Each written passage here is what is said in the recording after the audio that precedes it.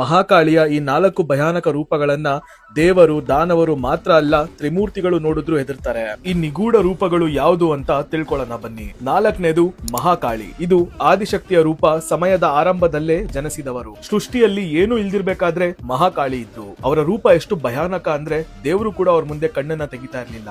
ಅವರ 10 ತಲೆಗಳಿಂದ 10 ದಿಕ್ಕನ್ನು ಕಂಟ್ರೋಲ್ ಅಲ್ಲಿ ಇಟ್ಕೊಂಡಿರ್ತಾರೆ.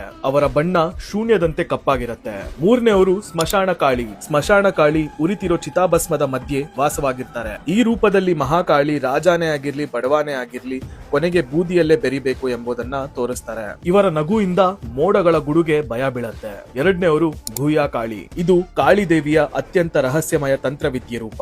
ಈ ಕಾಳಿ ತನ್ನ ಭಕ್ತರನ್ನ ಅತ್ಯಂತ ಕಠಿಣವಾಗಿ ಪರೀಕ್ಷಿಸುತ್ತಾರೆ. ಇವರ ರೂಪ ಎಷ್ಟು ಉಗ್ರವಾಗಿರುತ್ತೆ ಅಂದ್ರೆ ಸಾಮಾನ್ಯ ಮನುಷ್ಯರು ಅದನ್ನ ಕಲ್ಪನೆನೂ ಮಾಡ್ಕೊಳಕ್ಕಾಗಲ್ಲ. ಮೊದಲನೇವರು ಭದ್ರಕಾಳಿ. ರಾಜ ದಕ್ಷನ ಅವಮಾನದಿಂದ ಮಾತಾ ಸತಿ ಬೆಂಕಿಗೆ ಆಹುತಿಯಾದಾಗ ಕೋಪಗೊಂಡ ಶಿವನ ಜಟೆಯಿಂದ ಭದ್ರಕಾಳಿ ಜನಿಸ್ತಾರೆ. ಅವರು ನೋಡ್ತಾ ಇದ್ದಂಗೆ ಇಡೀ ಬ್ರಹ್ಮಾಂಡದಲ್ಲೇ ಅವರ ಕೋಲಾಹಲವನ್ನ ಸೃಷ್ಟಿ ಮಾಡ್ತಾರೆ.